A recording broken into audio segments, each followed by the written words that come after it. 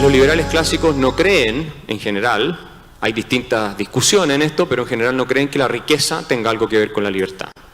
De hecho, hoy día lo vamos a tener en el debate después, pero la idea de que la riqueza es la fuente de la libertad, que se suele decir los pobres no tienen libertad, por ejemplo, se suele decir que los que no tienen ciertos medios no tienen libertad, o tienen una libertad puramente formal. Bueno, esa idea es más propia del marxismo que del liberalismo.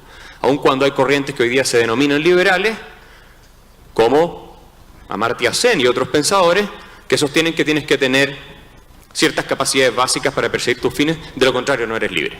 Bueno, el liberalismo clásico no cree en eso. El liberalismo clásico cree que poder y riqueza es una cosa y pueden ser deseables, nadie está diciendo que no, y que libertad es otra cosa.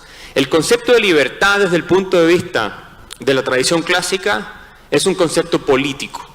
Se refiere fundamentalmente a una relación de unas personas con otras. Implica límites, por lo tanto. No es el concepto mecanista de libertad de Thomas Hobbes. Mucha gente sostiene que nosotros venimos de la línea de Thomas Hobbes y el Leviatán, que básicamente la libertad consistiría en la ausencia de cualquier impedimento. La libertad no es la ausencia de cualquier impedimento.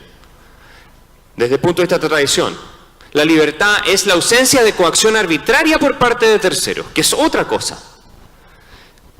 Hobbes pensaba que si tú en un camino te encontrabas con una roca que no te dejaba pasar, tenías una restricción a tu libertad. ¿Ok? Porque tenía un concepto que él había tomado de las leyes de la inercia de Galileo de libertad. Ustedes saben que las leyes de la inercia de Galileo proponen que un objeto se seguirá moviendo hasta que otro lo detenga, ¿sí o no? Bueno, ese es el concepto mecánico de libertad que inspira la obra de Hobbes. Pero John Locke, que es el padre del liberalismo clásico desde el punto de vista de la filosofía política, lo que dice es no. La libertad es un concepto político, es un concepto que se da en una comunidad política y por lo tanto no tiene ningún sentido, y esto lo digo yo, hablar de libertad en el caso de un Robinson Crusoe o en el caso de Tom Hanks perdido en la isla El Náufrago. Tom Hanks no tiene un problema de libertad. ¿Quién vio la película? Supongo que todos la vieron. Bueno, y si no, Robinson Crusoe todo el mundo lo conoce. No tienen un problema de libertad, pero tienen un problema económico, ¿cierto? Porque tienen que proveerse los recursos para poder subsistir, alimentarse, para empezar a hablar. Pero no tienen un problema político porque no viven en una comunidad. Por lo tanto, no tiene sentido hablar de libertad en la tradición liberal en el caso de Robinson Crusoe o de Tom Hanks perdido en la isla del náufrago. No tiene ningún sentido. ¿Ok? Y esto es lo que muchos críticos del liberalismo no entienden, porque confunden el concepto de libertad con el concepto del poder efectivo de conseguir tus fines. Y de hecho, un filósofo americano, John Dewey, que es más bien de izquierda, progresista, definía la libertad como el poder de conseguir tus objetivos.